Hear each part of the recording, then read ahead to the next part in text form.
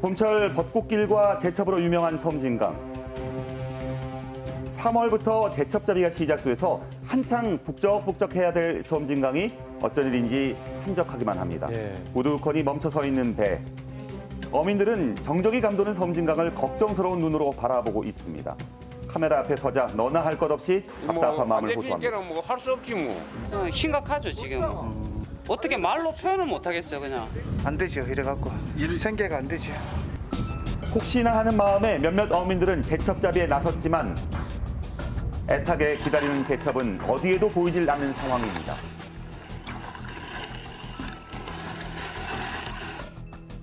섬진강의 검은 보석이라 불리는 제첩.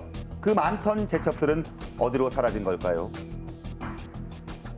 제첩 수확량이 급격하게 줄어든 건 2년 전 여름부터였다고 합니다. 올해 처음 강으로 나선다는 어민들을 따라가 봤습니다. 지난해에도 제첩이 잘 잡히지 않아 생계를 이어나갈 수 없었던 어민들. 올해마저도 잡히지 않으면 어떻게 살아가야 할지 막막하기만 합니다. 거랭이로 강바닥을 긁어보지만 기다리던 제첩 대신에 돌멩이만 한가득 담겨져 올라옵니다. 다 어디 갔어요? 아니 돌밖에 안 나와요. 이 조개도 안 나오고 참 큰일이네. 이게 다 조개 되는데 이게 돌밖에 안 나오네요. 올해는 신락 같은 희망을 걸어봤지만 기대했던 만큼 실망도 큰 어민들. 자, 그렇다면 한창 제첩이 많이 잡히던 3년 전과 비교해서 제첩 수확량이 얼마나 줄어들었을까요? 한눈에 봐도 확연하게 비교되는 수확량. 스치기만 해도 한가득 채워졌던 제첩이 이젠 돌멩이들 사이에서 더욱 찾아야 될 정도입니다. 전부 이 모래땅 이 사토질인데 강이 다 뒤집어져 버려가지고 조개는 지금 온데간데 없고 수확이 뭐 거의 안 된다고 봐야지. 강 바닥이 뒤집히며 모래땅에서 자갈밭으로 변한 섬진강. 지난해 군청의 지원으로 상류 지역에 종폐 이식 사업을 했지만 기대했던 만큼 제첩이 잡히지 않아 답답한 상황입니다.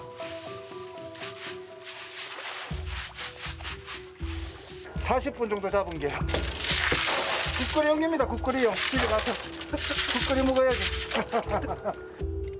제첩잡이로 생계를 이어가던 어민들의 탄식은 깊어만 갑니다.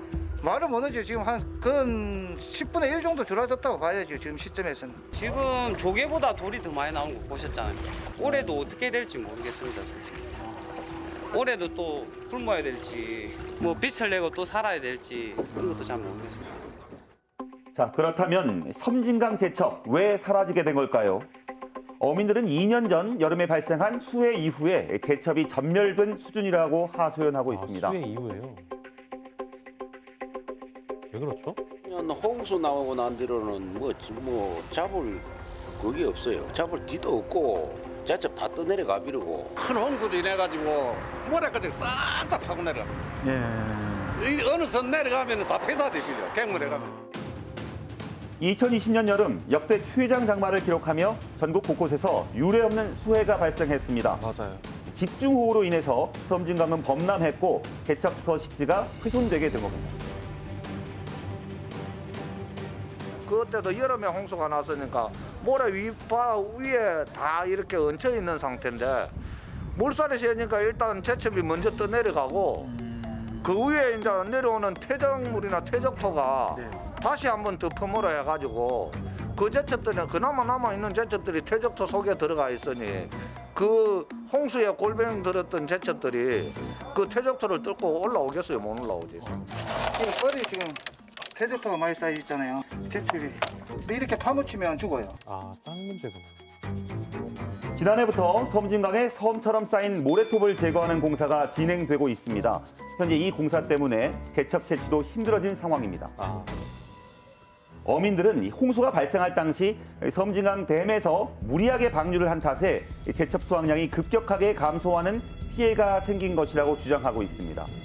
이에 대해 관련 기관에 수차례 항의했지만 아무런 조치도 없었다고 합니다.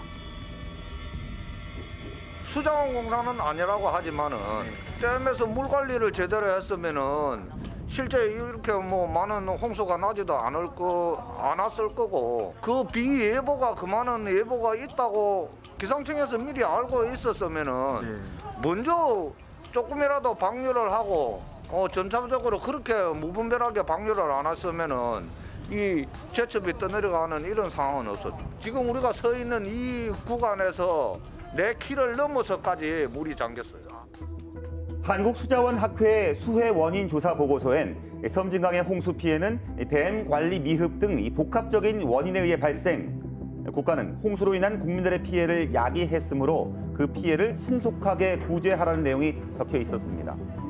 자, 그런데 육지 주민 상당수는 피해 보상을 받았지만 어민들은 아무런 보상도 받지 못했다는 건데요. 이게 또 이런 맹점이 게다가 있습니다. 그동안 어민들이 요구해온 어업 관련 피해는 최근 중앙환경분쟁조정위원회 조정 결과에서 제외된 채 종결됐습니다. 중앙환경분쟁조정위원회라는 거는 조정을 해주는 기관이잖아요. 조정을 해주려면 양측 간 합의가 돼야 되는 상황이거든요. 합의가 안 됐어요. 근데 이제 이 어업 피해 같은 경우에는 조사 자체가 안 됐어요. 그 손해사정으로서 내가 이 정도 피해가 났다는 거는 이제 보일 수 있지만 환경부에서는 그거를 공유 수면이기 때문에 자연 상태의 그 공유 수면에서의 피해에 대해서는 본인들은 이제 인정을 안 한다는 거죠. 거기서는 아예 합의 자체가 서로가 이렇게 안 된 상태에서 더 이상 우리가 조정을 못하겠다 하면서 이제 매듭을 지으면서 환경부에다가 이제 너희들이 그 영향도 있으니까 이 연구 용역을 하라고 공고를 했어요. 지금 공고를 한 상태예요. 현재 중앙환경분쟁조정위원회는 어업 피해 관련 조사를 하도록 환경부에 권고했습니다. 어민들은 홍수 이후에 환경부에 지속적으로 피해 원인 조사와 보상을 요청했지만 돌아온 건 형식적인 답변뿐이었다고 합니다. 자, 그렇다면 환경부의 입장 들어보겠습니다.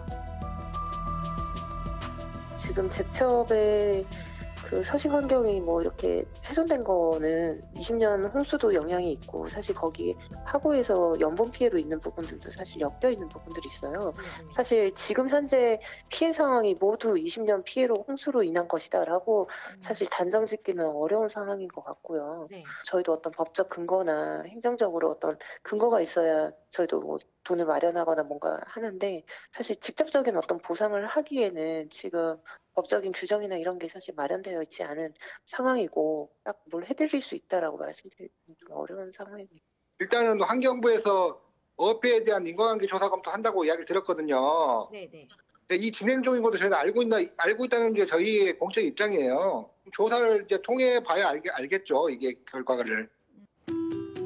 하지만 어업 피해에 관한 인과관계 연구 용역은 2달 가까이 검토 중에 있습니다. 기약 없는 피해 보상에 어민들은 지쳐만 가고 있습니다. 그래 어민들이 지금 진짜 할 게 없어요. 노동력이 있는 사람들은 이제 그 뭐 일용공이 그런 데로 가는 사람은 가고. 강을 떠나 일용직으로 근근히 생계를 이어가는 어민들. 무섭게 퍼붓던 그날의 호우는 멈췄지만 어민들의 눈물은 여전히 그치질 않고 있는 상황입니다. 마음을 참참하고 이거만 막막하니 그렇죠. 굉장히요 살을 깎아내는 기분이 나고 먹고 살 길이 없는데 어민들은 다 어민들 다 똑같은 마음입니다. 마음 아프고 시럽잡니다. 실제 현재는 그런 상황입니다. 홍수 이후 먹고 살 길이 막혀버린 어민들. 자, 그렇다면 어민들이 피해를 보상받을 수 있는 방법은 없는 걸까요? 국내법 중에 그 농업재해대책법이라는 법이 있습니다. 가뭄이나 홍수 이런 자연재해로 인해서 농업민들이 피해를 입었을 때 보조를 해주고 지원해주는 법인데요. 이 법에서 어업이 보장되는 부분은 주로 이제 양식업에 관련된 부분입니다. 이 농업재해대책법을 좀 더 정비를 해서 직접 채취나 포획하시는 어업 종사자들도 재해에 따른 피해를 보상받을 수 있는 법제가 좀 제도적으로 마련된다면 좀 손쉽게 보상을 받을 수 있지 않을까 합니다. 평생 일궈온 일터를 순식간에 잃어버린 어민들. 부디 지난 2년 동안의 피해를 제대로 보상받을 수 있기를 바랍니다.